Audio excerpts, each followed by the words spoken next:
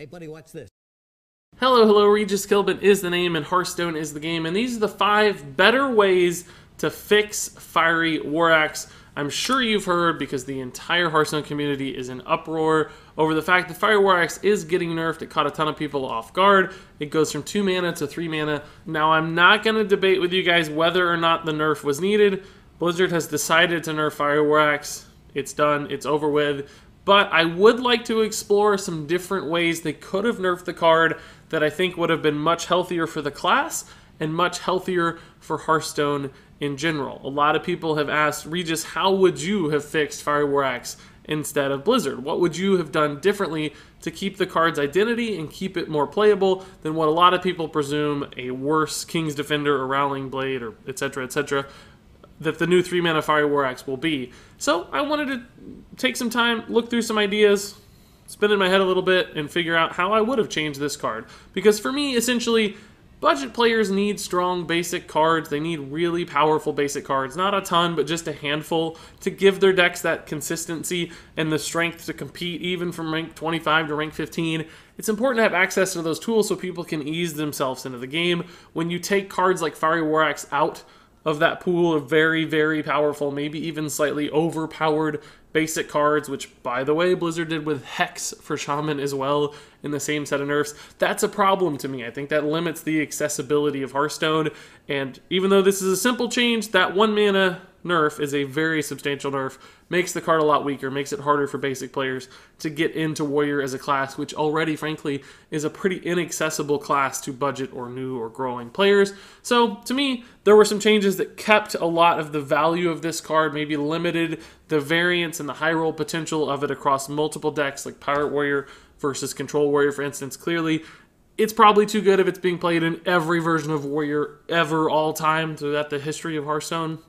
That's a viable argument to make, but you can change it in some ways that don't totally kill it or don't make sure that it's totally eclipsed by other versions of other cards that already exist, and that's what I'm going to propose in this video. So let's go ahead and jump into my 5 better ways to fix Fiery War Axe. Up first is a cool little change that would certainly reduce the power output of Fiery War Axe in Pirate Warrior, but would retain all of its early game control advantages, and that is that you could simply add the text, after attacking a hero, this weapon is destroyed. So I like this. This is different, by the way, than a card that would say can't attack heroes like we've seen with things like Fool's Bane in the past for Warriors, and I do think it's an important distinction. Essentially, you get to attack the hero with this card once, but only once. So you can use it to control a minion with the first swing, and then if you need to, you can use it to attack face later for some extra damage. So in a control deck, you can use it against minions, you can use it against the face, a little bit of both. You're still getting a variety of outputs from this card, but you can't do things like in Pirate Warrior, for instance, where you buff this up into a 4-3 or a 5-4 or some ridiculous amount with upgrades and Bloodsail Cultists, and you just get to hammer face over and over again. It becomes a much more control style of card, and it does limit the potential for a Pirate Warrior to just hit face for 6 or 8 or whatever it might be based on buffs. So you get one swing to face. You better make it count. Sometimes that might be all you need, so it still retains some of that value, but certainly hurts Pirate Warriors' flexibility in what they attack and how much they can attack it compared to the way the card exists currently. So certainly walks it down a much narrower path as far as a control-style card is concerned.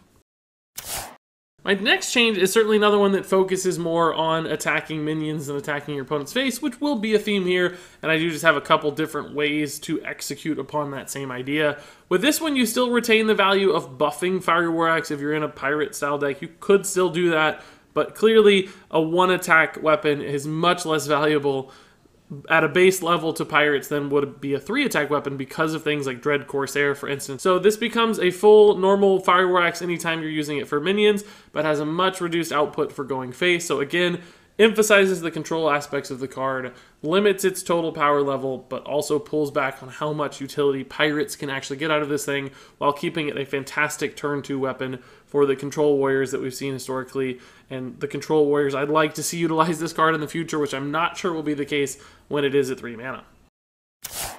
For my third change, this one's pretty simple, is that you could simply reduce the ability to buff the Fiery War Axe. And this is another one that would clearly target the Pirate Warrior utilization of this card. If they can't Bloodsail Cultist it, if they can't upgrade it, it's harder for them to use this thing and really snowball out of control. They can still get 6 damage out of it at a base level. They can still make some early value trades as needed, but they can't go all in on this early game weapon. So it just limits that variability, that variance, and the high roll potential that Fire War Axe has had in the past, where it just insta-wins games occasionally. So pulls back on that a little bit, still retains much of its intended value without allowing it to take advantage of those crazy synergies that make Pirate Warrior so strong.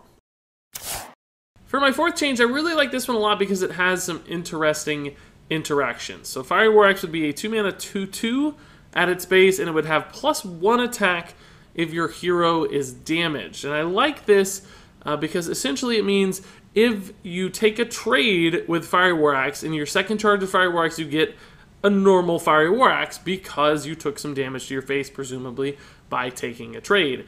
And depending on if you're, for instance, a full-on control warrior and you're armoring up early on, you may not actually ever take face damage, right? Sometimes if you get that armor rolling early and you get control of the board early, sometimes you get a nerfed Fiery War Axe. So it has some interesting applications there about how you manage your health total on early game boards. But essentially, you know, a lot of things like, for instance, Murloc Tidecaller on turn 1 have 2 health, Enchanted Ravens, those sorts of minions. So you could tack into a Tidecaller or an Enchanted Raven if you coined this out on turn 1, take damage, then you have an increased attack value to attack the next big thing that might come out. The buffed Firefly, for instance, you could trade into that at 3 health, and it sort of scales up. For Pirate Warriors, it'd have some interesting implications too, because they'd say, hey, do I have to take a trade to take some face damage to make sure that my Fiery War Axe gets buffed so I can do the next thing that I want to do, maybe get that discounted Red Corsair, whatever it might be.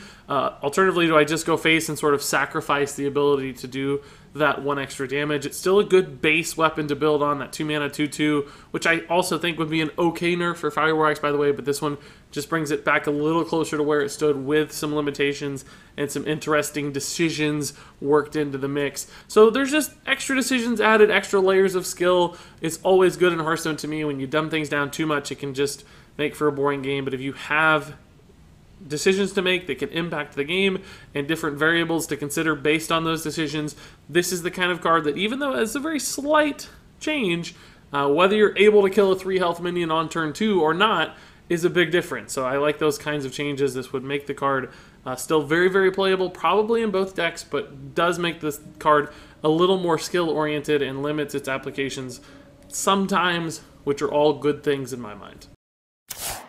And then finally, I wanted to include one version of the card where if you do move it to 3 mana, which, by the way, I don't really like that. I like that Fire War Axe is a 2-mana weapon. As I mentioned, I think that's really important.